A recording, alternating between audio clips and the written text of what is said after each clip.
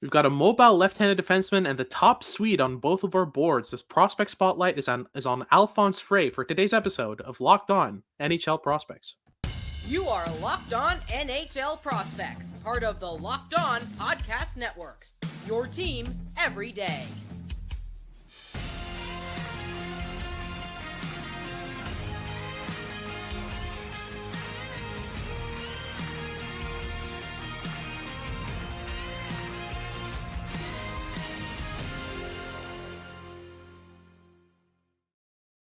Hello and welcome back to Locked On NHL Prospects, part of the Locked On Podcast Network, your team every day. On this podcast, we break down everything prospects related for you 5 days a week, Monday to Friday. I'm Hattie Kalikesh, joined by Sebastian Hai, and on today's show, we'll be breaking down the game of Alfons Freij out of Sweden. He plays for Växjö at the J20 level in Sweden. He's a mobile left-handed defenseman. We'll talk about the profile first and foremost, break down how he plays, what he's good at. We'll also talk about the puck skills, the trifecta of goal scoring ability, passing ability, and stick handling skill.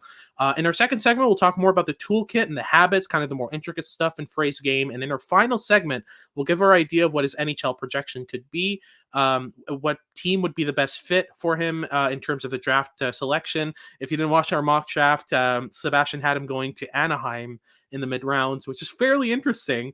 And yeah, we'll also talk about the upside with Freij. What kind of points level are we talking about? So we'll get into all of that in just a second. Before I get into our show here, today's episode is brought to you by GameTime. Download the GameTime app, create an account, and use code LOCKEDON for $20 off your first purchase. If you're watching on YouTube, make sure to like and subscribe. Leave us a comment letting us know what you want us to talk about next. And if you're listening on your favorite podcasting platform, make sure to make us your first listen of the day. So let's get things started right away here with the profile for Alfons Freij. And as the head of scouting and as the director of European scouting at Dobber Prospects, you've gotten better looks at him than I have, but I have been watching a decent amount of Freij recently, and I like what I see. But give me the profile with Freij. What does he look like? Yeah, so he's a 6'1", 192-pound left shot defenseman, and he's been playing this entire season in J20 in Sweden. So he hasn't gotten any professional looks just yet in his career, but in 40 J20 games this season, he has 14 goals and 33 points, which is excellent production. Only played one playoff game so far at the time of recording a single assist. And the production's been excellent with Freij, but what stood out more than anything has been on top of like the offensive abilities, which we're really going to dig into in this segment, is how balanced of a player he is. He is really quite intelligent on top of the offensive skill. He is far from a liability defensively. Beyond that, he's actually quite effective in his own zone and in defending the rush, uses his skating tremendously well to shut down opportunities on the defensive side of things. But yeah, he has a pretty enticing profile as a whole. He's not undersized. And on top of that, he pairs like really elite level mobility with some really fun offensive tools. And Yeah. if we start digging into those tools with the puck skills, which one do you want to start out with? I think we can start with the shot. I think we can get that out of the way. I think the shot is decent, but not necessarily overwhelming. He's got some decent. I think his shot it flows more through his ability to find space in the offensive zone and deke his way to the slot. Really, I don't think he's the type of player who just throws absolute bombs from as far up in the offensive zone as possible. Like, he's not a blue line shooter. He's mainly a player who likes to play give and go and get himself in better areas to shoot. So, in terms of the goal scoring ability, I don't know where you'd rank it. I mean, it depends on how we define it. In isolation, the shot's probably a 5. It's bang average for me. Nothing really special about it. But the goal scoring ability, in terms of the toolkit and how he uses it, which we'll get into a bit further in the second segment. But, in terms of how he uses his goal scoring ability, it's a good 6.5, 7. Like, I really like the way that he gets in positions to shoot, which is really the standout. Do you agree with you on that end?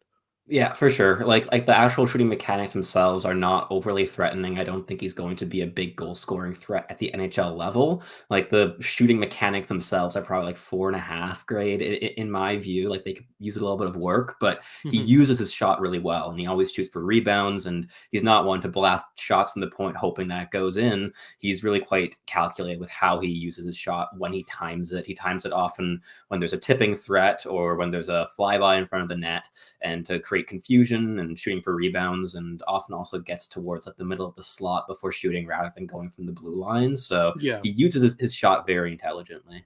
Yeah, for sure. I think the same goes for his passing ability. I don't think he has the widest arsenal of passes, but he's a player who uses his passing extremely well. He's a real problem solver. He's a player who's going to really find a way to resolve the issue in front of him in order to maximize the offensive chance that's occurring. He's not the type of player who will wow you with passes through 8 lanes. Like, he's not that kind of passer, but I really like the intricate understanding of how to develop play. And that really uplifts his passing ability, makes it go from 4.5, 5 to a good 6.5, 7. It's a really plus tool in his game, and I think that as he gets more comfortable trying more passes, he'll get even better. He's playing area passes mainly because he's smart and he knows where the play's leading. But I'd like to see a bit more slip passing, being able to kind of draw a player in on his backhand, make a play to his D partner, that kind of stuff. He's mainly a player who's going to try to get up the ice as much as possible, but opening up the game laterally, I think, is the next step for him and could give him a really good step up moving forward, puck skills wise. But now we get to the stick handling, and it's inconsistent for me. There are times where Frey really looks like the best stick handling defenseman in this draft, and that's high praise, but um what do you think overall? I mean, I'm still mitigated on the stick handling ability. Yeah, like, I think like the interesting thing with all the puck skills with Frey is that they're all solid in their own rights, but they're all really driven by his combination of intelligence, composure, and mobility. And those are really the things that unlock his puck skills at the J20 level. And I think just like with the playmaking, for instance, adding some more versatility to his passing arsenal would really open up the ice a little bit more for him when he does progress to the professional level. With the puck handling, it's a little bit similar. Like he blends his handling and his mobility really well. He's able to handle at the puck quite well at his top speeds.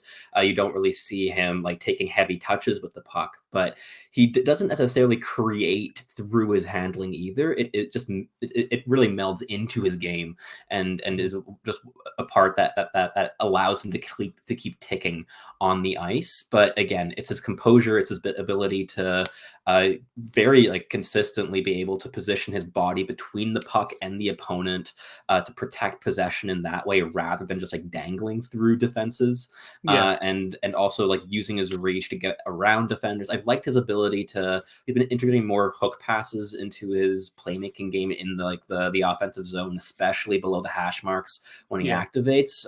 But he doesn't really access those places with his handling. He gets there with his mobility, his intelligence, his anticipation, and his off Yeah, puck movement more than for anything sh- else. for sure. And while we're at it, I think we could talk about the skating because it does play a big part in the way that he approaches the game. For me, I wouldn't say Frey is the best skater in this draft. I'd say he's probably the best mover. Like Yeah. there's a difference to me. The mechanics aren't all there, but the way that he approaches, kind of rovering around the ice is really, really interesting to watch. He's a player who he occupies space extremely well and is also really comfortable kind of shifting opponents and kind of shifting the structure with his movement. He understands his place within the structure of the team. So when he's activating through a lane, he knows what his teammates are doing in response to that. And he really often chooses the right thing, right?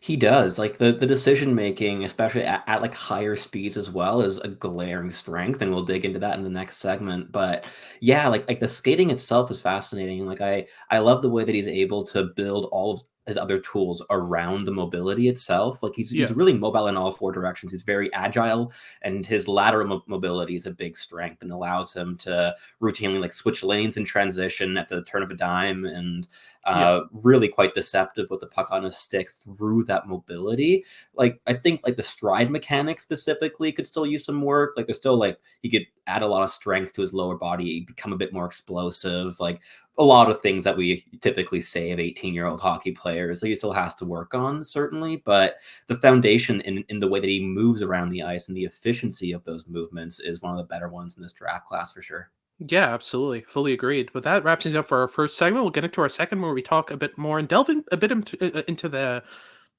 But that wraps things up for our first segment. Now we'll get into our second segment where we delve a bit more deeper into the details of Frey's game, the toolkit, the habits, all that good stuff is coming up right after these messages from our sponsors at eBay Motors. Passion, drive, and patience. What brings home the winning trophies also what keeps your ride or die alive. eBay Motors has everything you need at the prices you want to maintain your vehicle and level it up to peak performance. From superchargers, roof racks, LED headlights, and far more. Uh, whether you're into speed, power, or style, eBay Motors has got you covered. With over 122 million parts for your number one ride or die, you're never going to miss out when you need a single part for your vehicle. And with eBay Guaranteed Fit, your part is guaranteed to fit your ride every time or your money back, which is available to US customers only. Because with eBay Motors, you're burning rubber, not cash. With all the parts you need at the prices you want, it's easy to turn your car into the MVP and bring home that win. Keep your ride or die alive at ebaymotors.com. Eligible items only, exclusions apply. Alrighty, so moving on to our second segment, we'll be talking about the toolkit and habits and the details overall of Alfons Freij's game, and I think this is really where he shines.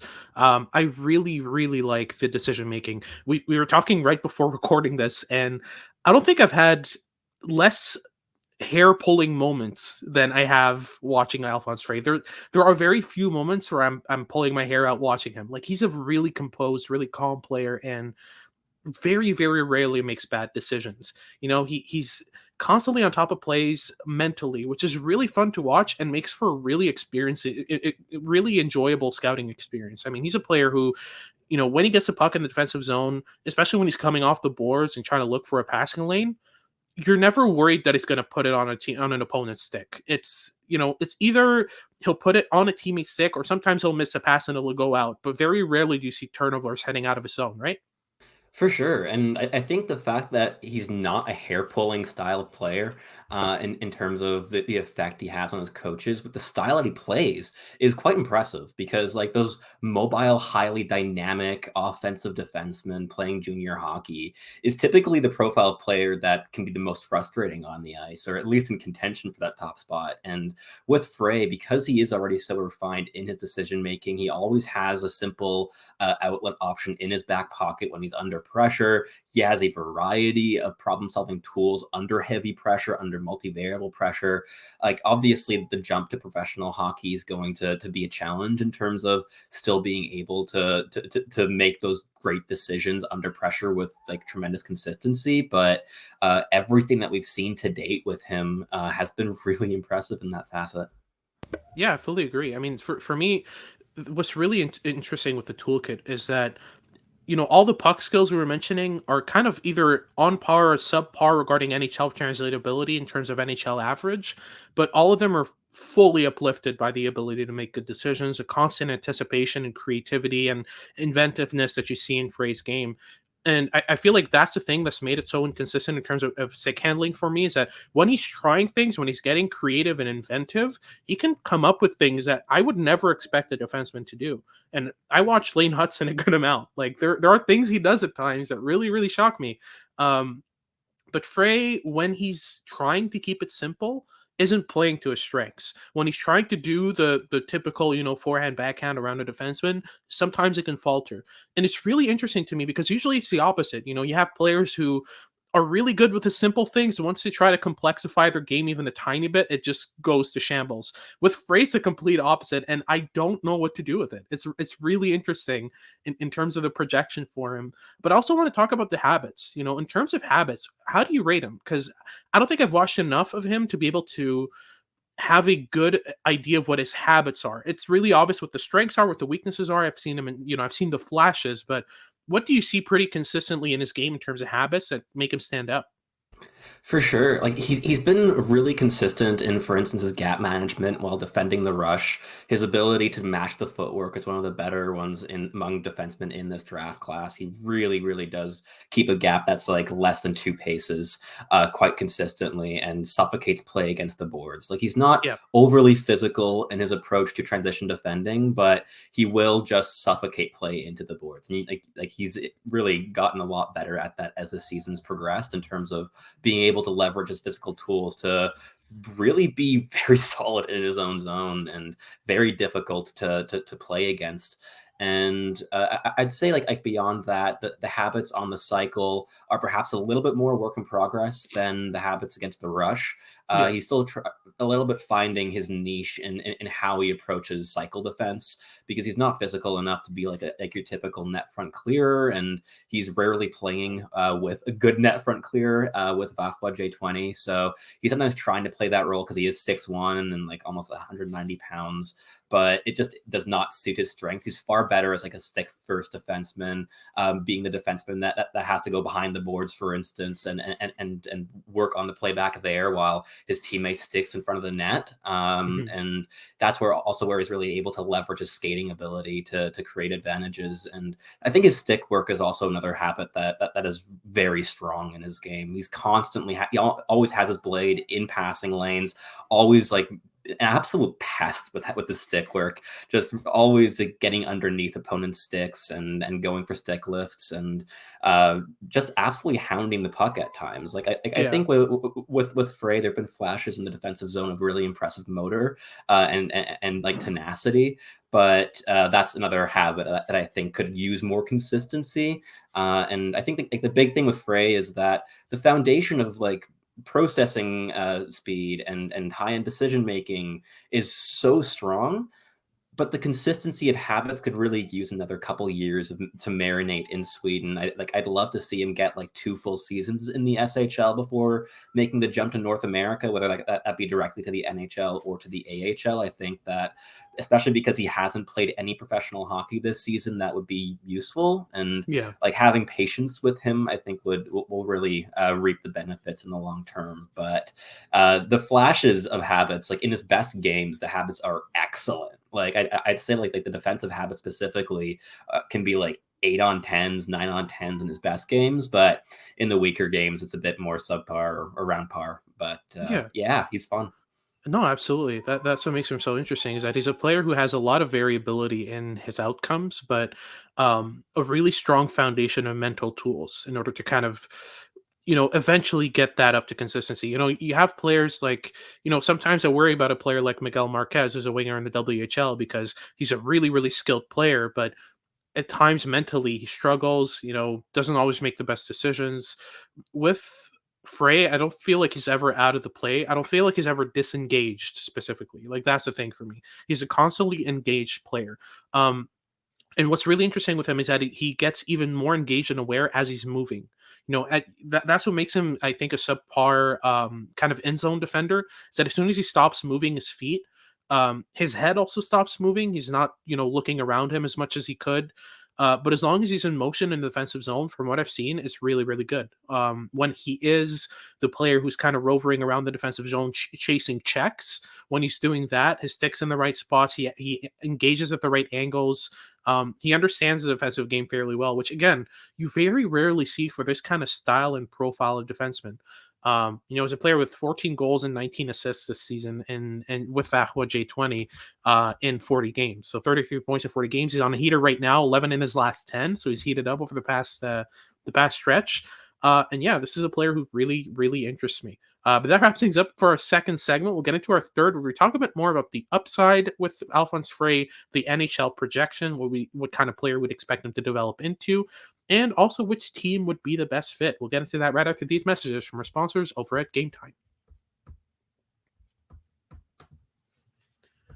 If you're looking for cheap tickets last minute for any event, GameTime is the best place to get them. You can get tickets to sports. Obviously, we're a sports show, but it's not just for sports. They're also really good for theater, comedy, anything that requires tickets, really. GameTime has you covered. They're the best place for last minute tickets, especially because they have a bunch of deals to save you money in those situations. And especially if you have a schedule that changes around like mine, it's really important to be able to pull up tickets at the last minute and be able to make these events. And within a couple clicks, you've got your QR code, you can scan it, and you're in the game. Like I said, they have a bunch of deals to save you money. My favorite personally is zone deals. You pick the section, Game Time picks a seat, and that gives you an average of about 18% of savings. And the Game Time guarantee makes sure that they always have the best offers. If you find a ticket in the same section in a row for less than what Game Time has to offer, Game Time will credit you 110% of the difference. So take the guesswork out of buying tickets with Game Time. Download the Game Time app, create an account, and use promo code LOCKEDONNHL at checkout for $20 off your first purchase. Terms apply, but again, really simple. You just create an account and redeem the code LOCKEDONNHL for $20 off. So download Game Time today. Last minute tickets, lowest price, guaranteed. Alrighty, so closing things off with the breakdown of Frey's upside projection and which team would be the best fit for him. I think we can start with the upside. I'm really curious to hear what you have to say about this because I'm still on the fence. I definitely do see the top four upside. I'm just not sure how high up the top four he can play. What do you think about that?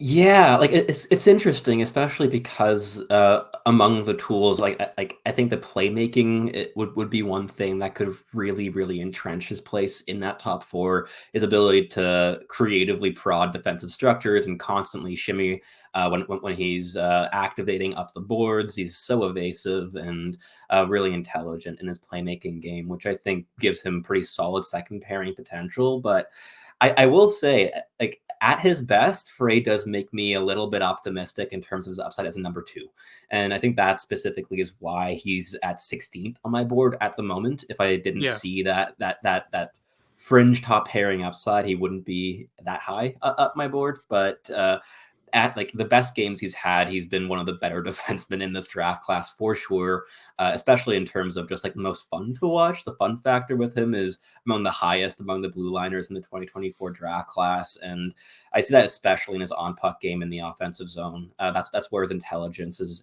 really leveraged to be a real difference making factor. Mhm. But like the second pairing upside would be the safer bet, certainly. But I Yeah. wouldn't count out the chances of him becoming a solid number two if his development goes really nicely and he lands in an organization that can optimize it. Yeah, for sure. And we both don't really like comparables, but our listeners love them. Do you see any Mike Matheson vibes in Alphonse Frey at all?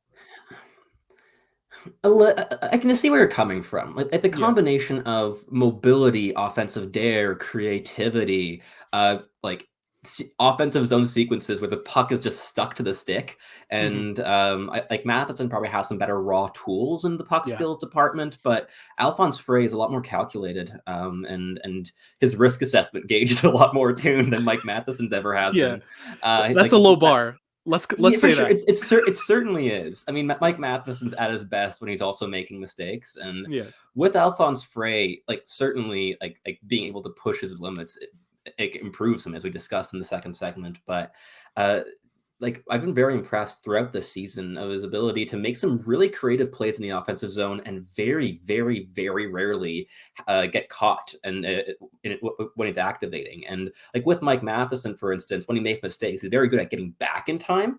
With Hmm. Frey, there aren't that many mistakes where he even needs to get back in time. So uh, I see some links there, but there's definitely a different mental approach to the game between the two players. For sure. Absolutely. Moving on to the projection. How many points would you predict Alphonse Frey gets at an NHL blue line? Let's say with the realistic projection of being kind of a second pair defenseman. How high do you see his production upside being?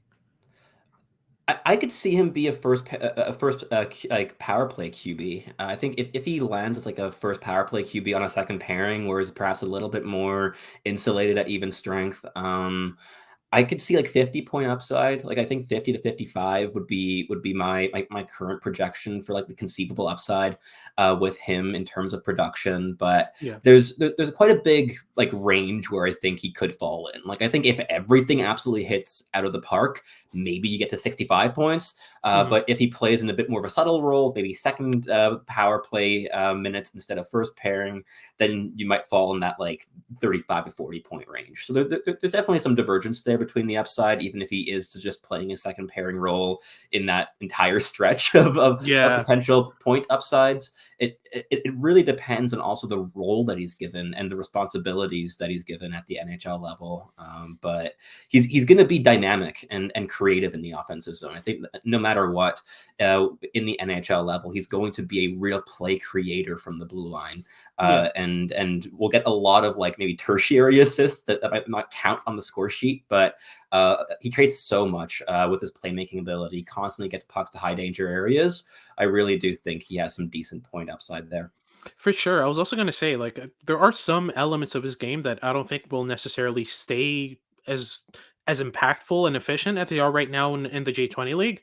But the transition game, I think, is going to translate extremely well because it doesn't just have to do with being good at moving. It doesn't have to do with pure raw skating ability. It has to do with really good intelligent, really good routes, really good motion off the puck, and a really great sense of timing when he's moving up the ice. With his skill moves, when he does pull out a deke, it's always well timed. It's not, sometimes you'll see a defenseman break the puck out, try to make a deke at the offensive zone blue line, and it's not well timed. The defenseman in front of them has the time to react, put a stick in the right lane, and kind of poke the puck away, right? But with Frey, it's just, you can sense that ability to just understand the tempo of the game, which I think is like a really underrated aspect of being able to access the offensive zone. So I've been really impressed with that area of his game. But finally, just to close things off, which team would be the best fit? I mean, we can take a look at Tankathon, see who's in this area of the draft, but I think we can start with the range, so that gives us a good idea of what teams to look at, right? So realistically, I think a lot of NHL teams are going to be higher on Leo Saling Vilenius than they are on Frey, especially with his, performances at the Five Nations and all that stuff. He was probably the best player at the Five Nations, but um, that for me gives me the idea of that Frey might potentially be a kind of early second round player more than a top 20 pick. Would that make sense? Yeah, like we have him at 18th at Double Prospects in our midterm rankings, but we are almost alone in that. I know Tony Ferrari joined us with the top 20 ranking on Alphonse Frey, but Bob McKenzie and Craig Button both have him at 50th overall, and those are always rankings that are quite indicative of where he's estimated to go by NHL teams. And I definitely think that you're going to have a pretty smart and modern organization that values like dynamic puck movers on the blue line, take a reach on him in the early second round. I'm thinking of teams like maybe the Anaheim Ducks. I could really Mhm. see them taking a swing on him in that second round. They have a later first round draft pick. I think he makes sense there too.